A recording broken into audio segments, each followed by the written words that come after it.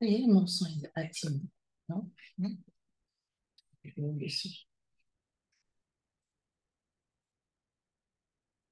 Bonjour à tous. C'est pas quand je parle que tu es d'accord où tu vas essayer de m'attendre. D'accord, ça. Il faut cliquer sur la montre.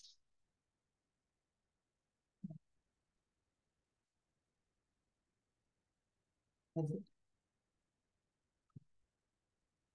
Facile.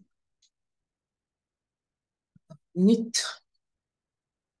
Permettre à Cassim de nous rejoindre. En fait, il faut que tu...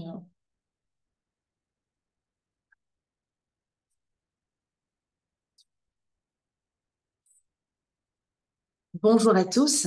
Je suis ravie donc d'être avec vous ce matin pour la réactivation des ateliers d'information animés par le pôle animation du GIP Europe à Mayotte, dont je préside ce pôle. Donc c'est avec plaisir que nous avons décidé de revoir un peu le format de ces ateliers d'information qui jusqu'à maintenant avaient lieu au GIP, mais avec les différentes contingences géographiques, effectivement, de travaux, les problèmes d'eau, de coupure, les fermetures des bureaux, un certain nombre aujourd'hui d'événements nous ont poussé à pouvoir revoir un petit peu le format aujourd'hui et vous permettre, depuis chez vous, en effet, de pouvoir suivre en fait les informations, puisqu'après tout, les fonds européens continuent sur les territoires et l'objectif, c'est de ne pas être bloqué par tout un tas de problèmes physiques et géographiques, et même certaines personnes de Paris ou de Lyon peuvent se joindre à nous. Donc, c'est pour ça que c'est proposé aujourd'hui sous format de webinaire. Alors, c'est un premier test. Euh, c'est un premier test. Donc, on améliorera effectivement le format au fur et à mesure. Donc, le principe, c'est qu'aujourd'hui, je vais donc échanger avec vous, parler, vous représenter quels sont les enjeux pour répondre à un appel à projet. Vous savez qu'il y a un appel à projet aujourd'hui qui est ouvert pour les entreprises. Et donc, l'objectif, c'est de pouvoir vous donner encore quelques tuyaux. Alors, l'avantage, c'est que donc on est en réunion Zoom. Donc, si vous avez des questions, vous les mettez dans la zone de discussion. Effectivement, et vous poserez vos questions à ce moment-là, de pouvoir que je puisse répondre au fur et à mesure. Bien évidemment, poser des questions courtes afin que je puisse répondre de manière assez efficace. Alors, je reçois des... qui est en train de... Elle n'arrivait pas à se connecter. Alors, désolée pour la petite logistique, certains essaient de se connecter et n'y arrivaient pas. On permet à certains de pouvoir nous joindre au fur et à mesure. Donc, je répète, l'objectif de cet atelier d'information ce matin, animé par le pôle animation, c'est de pouvoir évoquer l'aspect de l'appel à projet qui est actuellement ouvert, essentiellement pour les entreprises. Alors, je ne rappelle pas, mais je prends quelques secondes le temps que les différentes personnes se connectent, de rappeler que le GIP, nous sommes en charge des fonds européens, notamment sur le FEDER et sur le FSE, sur le territoire à Mayotte, en effet. Et la programmation 21-27 est en train de se déployer. Et donc, le déploiement passera pour le FEDER et le FSE par des appels à projets. Et donc, le premier qui est lancé au titre de 21-27, c'est effectivement le développement commercial des entreprises. Je rappelle également qu'on a une autre modalité de dépôt qui sera moins l'objet de notre atelier aujourd'hui, mais on prendra le temps pour d'autres ateliers d'en parler. C'est qu'il peut y avoir sur certains sujets un dépôt qui se fait directement sur la plateforme Synergie en guichet. Et à ce moment-là, il faut venir au niveau du pôle animation en amont pour qu'on puisse déterminer avec vous effectivement si votre projet est éligible sur le guichet et si vous êtes prêt pour le déposer. Donc aujourd'hui, on va reprendre un peu plus dans les détails la vie d'un projet dans le cadre d'un appel à projet. Donc le 17 août 2023 a été publié cet appel à projet qui concerne le développement commercial des entreprises. Et aujourd'hui, vous êtes en phase de réponse. Nous attendons vos réponses jusqu'au 30 novembre. Donc il vous reste encore un mois, un petit mois effectivement, pour répondre à l'appel à projet. Donc, la phase de réponse, Ensuite, une fois que ça sera clôturé au 30 novembre, il va y avoir une procédure d'analyse des dossiers et on mettra en place des comités de sélection où vos projets sont présentés avec une note, effectivement. À l'issue de ce comité de sélection, il y a une notification au porteur. On vous notifie s'il y a un avis favorable ou un avis défavorable.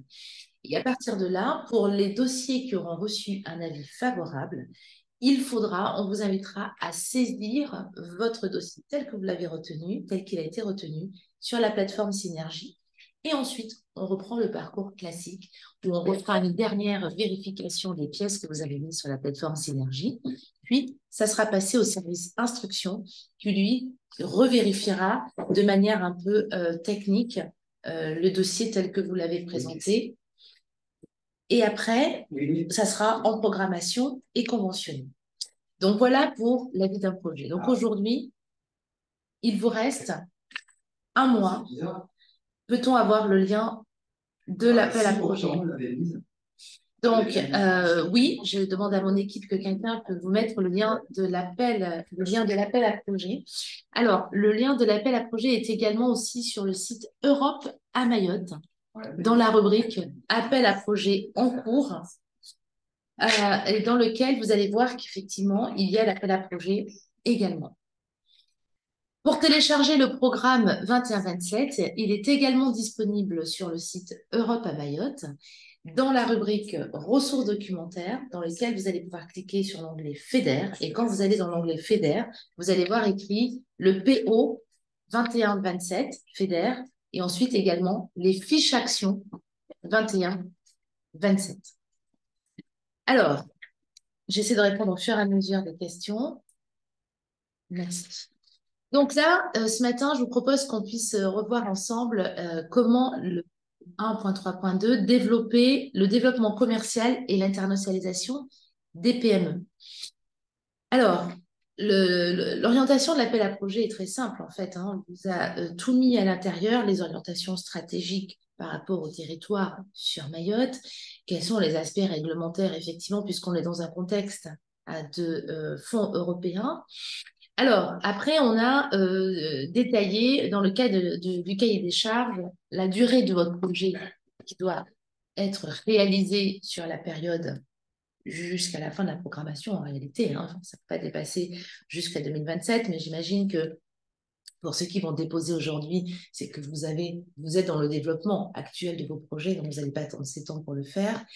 Ensuite, on a pu détailler dans l'appel à projet le contenu attendu de votre projet, quels sont les critères qui sont attendus également. Donc, je vous rappelle que ne sont éligibles que les projets qui se font sur Mayotte. Tout projet qui implique des partenaires à l'extérieur, que ce soit même aux Comores, Madagascar ou en dehors de Mayotte au sens géographique, sont plutôt invités à se rapprocher du conseil départemental qui gère désormais le programme Interreg, qui finance plutôt les projets de coopération. Donc là, le FEDER, l'appel à projet dont on parle, concerne uniquement les projets qui prennent part à Mayotte pour des entreprises qui ont un numéro SIRET ou en tout cas qui ont un siège ou une société ou une filiale, une adresse sur Mayotte. Ça, c'est très important. Ensuite, dans le cahier des charges, on a pu évoquer avec vous le taux du soutien, puis le contenu du dossier, ce qu'on attend de vous. Et ensuite, on vous a rappelé effectivement au niveau de la procédure administrative, telle que je viens de le définir, le calendrier, les modalités de dépôt, la méthode de présélection. Alors, je vous propose quand même qu'on puisse revoir effectivement les types de projets que l'on attend. Alors, on peut dire que ce sont des projets de soutien effectivement au renforcement de la compétitivité du territoire, tout ce qui sont les projets de soutien à l'immobilier individuel ou collectif, tout ce qui relève aussi de l'investissement d'une manière générale, si vous avez des investissements matériaux, des investissements d'acquisition de matériel, donc tout ce qui relève de la production de vos activités sont des dépenses éligibles, sont des types de projets éligibles. On a également la phase, les différentes études que vous pourriez être amené à avoir, les projets de construction également au sein de l'infrastructure, Alors, attention, tout ce qui relève des aspects de formation relève plutôt du FSE plutôt que du FEDER. Le FEDER se concentre essentiellement de financer ce qui relève de vos investissements d'infrastructure. D'accord? Alors, ensuite, par rapport au type de projet, donc ce sont des catégories. Hein, c'est pas, on ne va pas lister les projets attendus, c'est plutôt des types de projets. Ce qu'il faut que vous reteniez essentiellement, c'est tous vos projets de développement. Après, on va voir quels sont les critères minimums, hein, les montants minimums également pour pouvoir déposer votre projet. C'est tout ce qui relève de l'investissement productif. Si vous devez acheter du matériel, je prends un exemple, si vous devez acheter du matériel à vue, par exemple, avec un objectif de location derrière ou de relocation, ce n'est pas de l'investissement productif, donc là, ce ne sera pas forcément une dépense éligible. Je vous rappelle également que tout ce qui relève des dépenses foncières, l'acquisition foncière, ne sont pas des dépenses éligibles. En revanche, même si on ne financera pas vos investissements fonciers, le terrain sur lequel vous allez faire votre projet, nous vous demandons en revanche de nous demander que vous en avez la maîtrise. La R&D, est-ce que c'est pris en charge sur une petite partie par rapport à cet appel à projet de manière spécifique? Pourquoi? Parce qu'il est prévu dans les prochaines semaines, je mets avec un bémol, puisque ce ne sont pas les seuls, c'est le résultat d'une concertation territoriale sur lequel nous définissons l'agenda pour la publication des différents appels à projets. Il est prévu un appel à projet très prochainement qui sera beaucoup plus dédié sur R&D, l'innovation et tout ce qui relève des pôles aussi de compétitivité et d'innovation. Donc, il y aura un appel à projet un peu plus dédié. Donc, si votre projet est essentiellement tourné sur la R&D, j'ai envie de vous dire que ce n'est pas forcément cet appel à projet qui sera le plus concerné par votre thématique. En cas de doute, je vous invite encore une fois, dans ces cas-là, à aller sur le site internet Europe à Mayotte, dans la partie ressources documentaires. Vous avez donc ce qu'on appelle les fiches actions. Les fiches actions, c'est simplement la déclinaison de ce fameux programme opérationnel. En réalité, l'Union européenne attribue de l'argent sur le territoire, mais sur des axes qui ont été orientés. Bon, ces axes, on les a déclinés en expliquant un peu, parce que quand on vous dit la R&D, ça veut tout et rien dire. Quand on parle de la numérisation, quand on parle du digital, quand on parle de la mobilité, quand on parle des infrastructures, quand on parle de la formation, c'est extrêmement vaste. Dans ces thématiques-là, il y a des objectifs à atteindre que l'Union européenne s'attend à ce que ça soit déployé sur le territoire à Mayotte. Et donc, pour qu'on puisse expliquer quels sont les objectifs à atteindre, ça a été décliné sous forme de fiches actions. Ces fiches actions sont simplement la déclinaison de ces thématiques du PO sur lesquelles vous devez vous appuyer. Donc, pour répondre à la question par rapport à la R&D, si vous avez un doute, en lisant notre cahier des charges de l'appel à projet aujourd'hui, vous sentez que vous avez un peu d'investissement productif, oui, mais n'hésitez pas à aller vérifier dans les fiches actions s'il n'y a pas une fiche action plus orientée pour la R&D, ce qui est en l'occurrence le cas sur le 1.1.1 a priori ou le 1.3.3, sous toute réserve de la nomenclature. Il y aurait plutôt deux appels à projets qui seront plus orientés sur la partie R&D. Alors, par rapport aux différents types de projets, donc je l'ai déjà dit, donc j'attire votre attention sur le fait également que le lien que vous avez là du Zoom est sur une durée de 40 minutes et que ça va se couper. La seule chose que vous avez à faire, c'est de reprendre le lien et de vous reconnecter tout simplement pour pouvoir poursuivre avec nous pendant la suite. Donc, dans 40 minutes, ça va se couper. Dans 30 minutes, maintenant, ça va se couper. Ce n'est pas grave, vous inquiétez pas. Vous avez simplement à rappuyer sur le lien que vous a été envoyé et vous pourrez à nouveau venir vous reconnecter. Alors ensuite, par rapport aux différents porteurs. Donc aujourd'hui, cet appel à projet est ouvert essentiellement aux PME, mais pas de manière exclusive, hein, bien évidemment. On a, comme c'est indiqué d'ailleurs dans le cahier des charges, d'autres organismes qui peuvent effectivement se connecter et répondre en fait à cet appel à projet, mais il est aujourd'hui, j'attire l'attention quand même très fortement orienté sur les PME. PME au sens large, qui ont au moins, alors attention, c'est pas forcément indiqué, mais c'est vrai que, en tout cas, il faut que vous soyez créé, même si vous venez d'être créé il y a un mois ou deux, vous ne pouvez déposer un dossier que si vous avez un numéro SIREN, effectivement. Alors, Donc, on a les entreprises, on a les sociétés coopératives également, les organismes de développement économique et les structures d'accompagnement et de mise en réseau. Les associations aussi peuvent être éligibles à cet appel à projet, notamment les associations qui rentrent dans des projets collaboratifs ou qui peuvent être amenées à proposer des services pour les entreprises. Les coûts dans les types de projets éligibles auxquels on s'attend, donc le montant minimum de votre coût de projet d'investissement est à hauteur de 50 000 € et donc tout secteur. Volontairement, nous n'avons pas fait d'appel à projet tourisme ou agriculture, voilà, c'est tout secteur confondu. Et comme je vous disais, donc c'est l'investissement individuel pour qui contribue à votre croissance.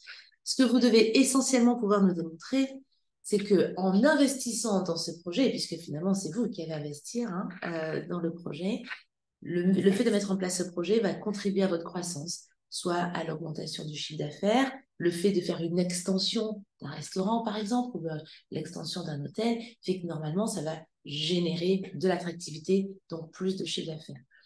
On a également aussi tout l'investissement qui peut être fait pour vous permettre de commencer à vendre à l'export et à l'international. Donc, y compris vos activités qui vont vous amener à aller à l'international, vers l'export, ou réduire les imports, ou créer de l'emploi, ou contribuer à la dynamique économique de Mayotte, sont des projets éligibles à cet appel à projet. Alors, attention pour l'export, comme j'expliquais tout à l'heure, ce n'est pas vos projets collaboratifs avec les partenaires à l'étranger, parce que là, on est plutôt sur des dispositifs d'Interreg, mais c'est vraiment les investissements que votre entreprise serait amenée à faire en vue de pouvoir vendre à l'international, tout simplement. Donc, on a les études et les prestations immatérielles qui peuvent être éligibles, clairement. Les investissements en actifs corporels ou incorporels, donc les bâtiments, les machines, les équipements. On a également aussi les actions de communication et de sensibilisation, comme vous avez pu le voir dans le cahier des charges. Alors, ce qui relève de ça, on est plutôt sur les obligations réglementaires que vous aurez par rapport aux actions de communication liées aux fonds européens. Quand vous avez des fonds, vous avez une obligation de communication donc qui passe effectivement par la mise du logo, faire apparaître le logo sur vos travaux, mais ça va des fois un tout petit peu plus loin. Vous allez devoir peut-être faire un site internet un peu dédié ou mettre en place une action de communication ou des vidéos, ce genre de choses. Donc, il peut y avoir un coût, tout simplement. Donc, ne pas hésiter à intégrer ce coût de communication et de sensibilisation de la présence de l'Europe dans votre projet, puisque c'est un coût bien évidemment éligible. Alors ensuite, il faut effectivement, quand je dis tout ça, n'oubliez jamais une chose, c'est que vous avez l'obligation de, si on vous finance, l'Europe vous finance, au moins l'obligation de maintenir, pour ceux qui vont faire des bâtiments par exemple, il ne faut pas faire le projet là dans un an avec l'ambition de le revendre l'année prochaine. Ce qui veut dire que normalement, on exige quand même qu'il y ait, après l'achèvement, qu'il faut que ça soit maintenu pendant 5 ans. Donc, je le précise également, ça n'empêche pas que pendant les 5 ans, il peut y avoir des améliorations ou des réhabilitations, mais l'investissement qui est donné par l'Europe sur vos projets exige quand même un maintien de l'investissement dans l'origine pendant 5 ans. Il y a une question. Est-ce que CPAO sera relancé une date ultérieure en 2024 Alors, oui, l'appel à projet, parce qu'aujourd'hui, on n'a qu'une partie de l'enveloppe qui est ouverte. C'est une enveloppe totale globale pour le territoire de 22 millions, 22 millions 600. Aujourd'hui, c'est une enveloppe de 10 millions sur cet appel à projet. Donc, il restera encore un reliquat à pouvoir déployer. Courant 2024, oui, il y aura une deuxième session. Une deuxième session, désolée, j'ai disparu quelques secondes. Une deuxième session pour cet appel à projet, oui. Alors, ensuite, par rapport à ça, et n'oubliez pas que quand vous avez la nature des dépenses que je vous ai indiquées au niveau éligible, vous devez toujours nous démontrer que vous avez respecté, alors pas la commande publique, mais le principe de la transparence et de la concurrence pour les entreprises. Vous n'êtes pas soumis à la commande publique, mais vous êtes soumis à la concurrence. Ça veut dire que dans le plan de financement que vous allez nous envoyer, tous les montants que vous allez faire apparaître, vous devez démontrer que vous avez consulté à chaque fois 3 prestataires, au moins sur la dépense, et que vous en avez retenu un des 3. Au stade de la clôture de l'appel à projet, si vous n'avez pas forcément eu les devis de tout le monde, c'est pas très grave en soi. Ce qu'il faut que vous me démontriez malgré tout, c'est que vous avez bien consulté. Donc, la preuve de l'envoi des 3 mails, bien évidemment. Est-ce qu'il y a des ratios maximum par centre de coût, par exemple, communication maximum, 10% du projet? C'est à vous à déterminer. De toute façon, on va arriver sur le taux tout à l'heure, c'est que le taux d'intervention du FEDER sur cet appel à projet n'est que de 30% sur les dépenses éligibles. 30% maximum de FEDER, ce qui veut dire que les 70% restants sont, alors à votre charge, vous devez répartir ces 70% autrement, en sachant que vous pouvez faire appel à d'autres financeurs publics, d'autres financeurs pas européens, parce que vous ne pouvez pas cumuler 2 fonds européens pour les mêmes projets, peut-être de l'aide départementale, de la défiscalisation. Donc, tous ces dispositifs d'aide publique complémentaires sont possibles en complément de ces 30%. Et au-delà des 30%, de toute façon, le montant maximum plafonné qui pourra être attribué par projet est plafonné à 1,5 million, ce qui veut dire que tout projet qui dépasse 3,8 millions, enfin allez, on va dire 4 millions, de toute façon, ne pourront avoir que maximum 1,5 million. Donc, c'est un petit peu le plafond. Alors, oui, cet appel à projet est cumulable avec de l'aide ADEME, tout à fait, notamment si l'ADEME intervient sur la partie des études de faisabilité. La seule chose qu'on va vérifier, si vous nous dites par exemple que vous avez une aide ADEME, dans la ligne ressources, vous mettez ADEME, vous mettez le montant de la subvention, on vérifiera que ce que l'ADEME vous a déjà financé, on ne le refinance pas une deuxième fois. Donc, la préoccupation, surtout, c'est ce qu'il faut que vous fassiez bien attention, mais nous, le pôle animation, on est là pour vous aider, pour répondre à un certain nombre d'équipes et d'agents aujourd'hui qui se feront un plaisir avant le dépôt. Si vous avez des doutes, n'hésitez pas à venir nous voir à ce sujet, pour bien déterminer ce que vous intégrez dans l'assiette. Donc, si vous avez un projet à 200 000, que vous avez déjà 50 000 de l'ADEME, d'accord, et que finalement, vous pouvez être financé jusqu'à hauteur de 100 000, on met les 50 000 sur l'ADEME, ce qui veut dire qu'il faut rester à financer plus que les 50 000 restants. On ne financera pas 2 fois la même chose. Donc ça, c'est vraiment la préoccupation qu'il faut que vous ayez pour bien démontrer que les financeurs financent de manière cumulable, oui, mais pas sur les mêmes enveloppes. Voilà. C'est important de le savoir. Donc, ce qui est vraiment très important aussi et qui peut des fois poser problème pour certains d'entre vous sur des projets un peu lourds de chantier où les DCE ne sont pas encore partis au niveau des architectes, vous n'avez pas encore tous ces éléments-là. La seule chose à ce stade qu'on va avoir besoin, c'est que vous nous démontriez malgré tout que vous avez respecté la concurrence, c'est que les prix que vous allez retenir dans le plan de financement a été consulter. Si vous en avez qu'un, vous en avez qu'un prix à ce stade, mais vous devez nous démontrer que vous en avez déposé auprès de 2 autres, parce qu'ils vont peut-être vous envoyer leur prix ultérieurement. Et entre le moment où vous allez déposer votre dossier fin novembre et la notification, et ensuite on va vous inviter à déposer sur la plateforme Synergie, c'est vrai que quand ça sera déposé sur la plateforme Synergie, il faudra qu'à ce moment-là, votre plan de financement soit stable et le prix soit plus ou moins définitif. Alors attention, lors de l'appel à projet, malgré tout, vous allez quand même nous présenter un plan de financement. Si vous nous dites que votre projet est à hauteur de 500 000, on va quand même vous attribuer et donner une notation sur ce montant-là. Donc, si par la suite, au moment du dépôt du projet, votre projet est augmenté à 1 million d'euros, de toute façon, nous, on n'augmentera pas. L'aide restera sur les 500 000. Donc, si finalement vos différents devis font que le coût est plus bas que ce que vous aviez dit lors du comité de sélection, c'est pas grave. En revanche, si votre coût de projet finalement est supérieur, le taux de subvention et le montant du FEDER ne sera pas augmenté d'autant. Donc, c'est vrai que plus tôt vous avez quand même l'ensemble de vos devis pour vous faire avoir une bonne idée, mieux ça sera pour vous en réalité. Ça vous évitera d'avoir des variables trop importantes de coût du projet. Le matériel roulant n'est pas éligible d'une manière générale, sauf effectivement les véhicules purement électriques.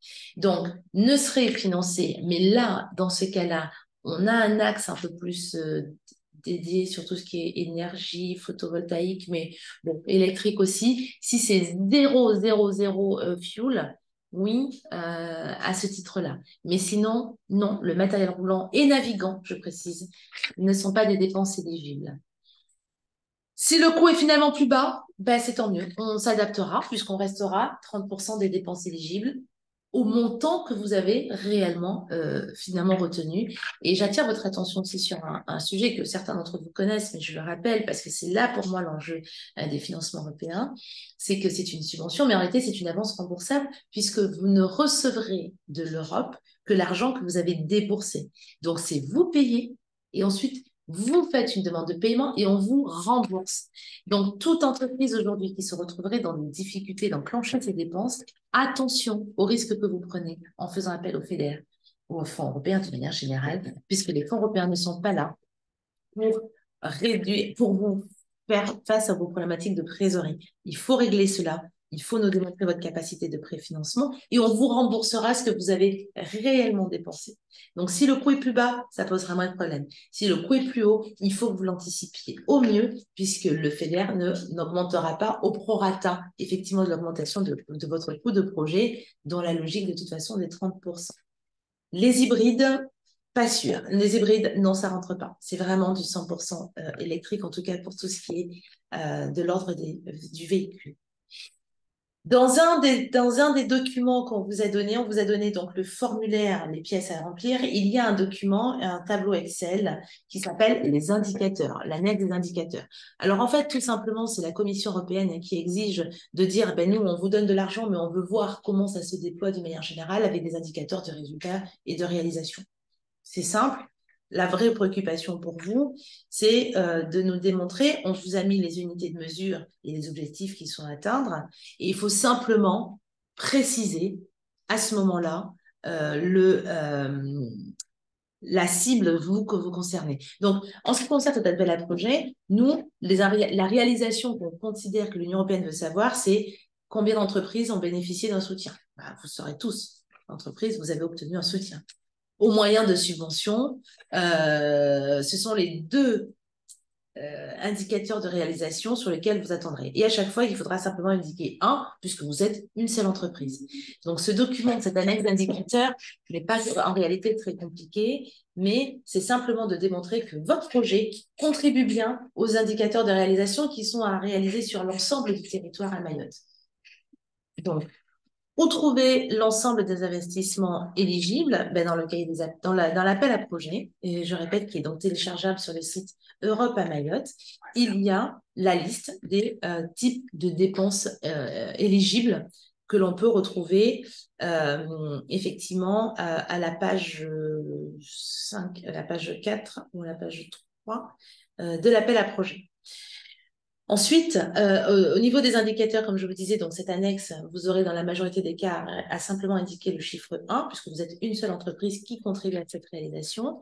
Le taux de soutien, je l'ai abordé, donc c'est de 30% maximum, et maximum en sachant que pour les coûts des projets très hauts, ça sera un montant forfaitaire par projet de 1,5 million maximum, et que le seuil minimum de coût des projets est de 50 000 €. Il y a été rajouté aussi, et j'attire votre attention sur le fait de prendre en compte de manière assez sérieuse ce projet, notamment pour tous les projets un peu de construction.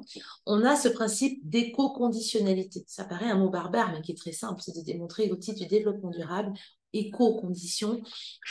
Aujourd'hui, les projets répondent, sont respectueuses de l'environnement sur un certain nombre de choses. Et donc, il faut démontrer que vos projets, la mise en place de vos projets réduit l'incidence environnementale sur un certain nombre de choses. Alors pour ça, on a indiqué un certain nombre de critères sur lesquels on vous invite à pouvoir rajouter dans le formulaire de la demande, eh ben oui, dans quelle mesure votre projet y contribue. Si votre projet n'y contribue pas, eh ben, il faut le dire que ça n'y contribue pas. C'est pas grave en soi, c'est simplement qu'au niveau de votre note, ben, il n'y aura pas des points en plus, ça ne sera pas un point de bonification. Donc, par exemple, dans les critères, est-ce que votre projet contribue, la mise en place de votre projet, à la diminution des consommations d'énergie primaire? Alors, vous voyez, quand on parle de l'hybride, par exemple, entre quelqu'un qui aura un projet avec du 100% électrique et un projet hybride, eh ben, celui qui est hybride, non, contribue moins à la diminution d'énergie primaire. Est-ce que votre projet prévoit des déplacements? Et si oui, est-ce qu'il y a mis en place le covoiturage, la mobilité? Comment tout ça, comment votre projet intègre tous ces petits paramètres au quotidien qui rendent le projet très vertueux sur le plan environnemental. Donc, on vous a mis ça dans le cahier des charges, donc on vous invite à vous en inspirer dans le texte de rédaction pour vous en appuyer. Mais si votre projet contribue au développement durable et à l'environnement sur d'autres aspects qui ne sont pas cités, il faut l'indiquer. Il faut l'indiquer. Il faut l'indiquer. Donc, est-ce que vous avez aussi, si le lieu d'implantation de votre projet est auprès d'un habitat remarquable, une zone protégée, ce genre de choses, comment c'est pris en compte et comment vous avez mis en place un principe de vérification de l'impact? Est-ce qu'il y a la préservation des paysages? Au contraire, est-ce que vous rasez tout autour de vous? Et voilà, comment ça se passe? L'utilisation du matériel recyclé et renouvelable. Voilà, un certain nombre de critères. Mais jusqu'à maintenant, il ne reste que 3 minutes sur ce lien, donc je me permets de répéter pour ceux qui viennent de nous rejoindre. Si ça se coupe, vous recliquez sur le lien identique pour pouvoir terminer la session qui se termine de toute façon dans 30 minutes. 3 minutes. En terminant dans 30 minutes, la session sera de toute façon terminée. Ah oui. Quel est le pourcentage d'aide publique à ne pas dépasser pour un projet? Alors, pour vous, entreprise, je parle essentiellement, généralement, si on applique le principe de la FR sur Mayotte, le taux maximum, c'est 70% ou 80%, selon la thématique. Donc, si vous avez 30% de FEDER, pour ceux qui sont amenés à faire de la défisque, en sachant qu'on va sur la défiscalisation à hauteur de 33% maximum, ça fait déjà 66% de public. Et donc, vous pourriez avoir 20% de plus, une aide, voilà, par exemple, de l'ADEME, ce genre de choses, ou du conseil départemental, ou d'autres financeurs, tout simplement, ou une aide d'État qui pourrait venir compléter. Donc, généralement, c'était à 70%. Je pense que le régime AFR aujourd'hui est à peu près identique. Et si jamais ça augmentait, ça serait de toute façon, ça ne dépassera pas les 85%. Donc, voilà pour le taux maximum d'aide publique pour les entreprises. Au niveau aussi du contenu de votre dossier, pensez à une chose, surtout pour les entreprises fraîchement créées, c'est-à-dire qui n'ont pas l'équivalent au moins de 2 bilans financiers. Donc, ça veut dire qu'on n'a pas vraiment de recul sur votre capacité financière à réellement porter votre projet. Tenir compte à ça. Pour tous les projets un peu d'infrastructure ou de construction, il faut nous apporter une note un peu de faisabilité technique et économique, un business plan en réalité, qui démontre le modèle économique de votre projet. Donc, du coup, c'est important d'avoir ce business plan. Un business plan, idéalement, fait quand même par un prestataire extérieur. En plus, en sachant que ce type de dépense est éligible dans le projet, que ça serait dommage de s'en priver, parce que souvent, les porteurs, quand ils font leur propre business plan, forcément, ce sont les meilleurs du monde et c'est un petit peu plus compliqué. Donc, on vous invite à avoir une note, un business plan suffisamment solide pour démontrer la rentabilité, à quel point votre projet, au-delà de l'aspect de la subvention, présente des caractéristiques de stabilité. C'est d'autant plus vrai pour les les entreprises assez récentes. Pour les projets bénéficiant de la défiscalisation en loi Girardin, doit-on la faire apparaître autre aide publique ou en autofinancement dans le plan de financement? Alors, bonne question. Normalement, en loi Girardin, ça serait en autofinancement, dans la partie autofinancement privé, normalement. Ou retrouver le fichier Excel des indicateurs à remplir. Il est dans la liste des pièces, dans la liste des documents qui ont été fournis dans le cadre de l'appel à projet sur le site Europe à Mayotte, dans l'onglet appel à projet en cours. Normalement, il y a 5 documents. Il y a le formulaire à remplir, un formulaire Word. On a mis l'annexe des indicateurs en format PDF. Peut-être qu'il faut qu'on le remette en format Excel, je pense. Peut-être qu'il n'y est pas. Merci en tout cas d'attirer notre attention à ce sujet. On le remettra en format Excel. Il y a la liste des pièces à joindre. Vous avez le plan de financement en format Excel et puis cette fameuse annexe. Donc, ça va couper. Je vous invite à vous reconnecter pour que je puisse terminer de répondre à l'ensemble de vos questions. Donc, pour les entreprises, le bilan, où trouve-t-on on demande pour les nouvelles entreprises un bilan d'ouverture, ORL, où on le trouve? Un bilan d'ouverture. Je n'ai jamais entendu parler de cela.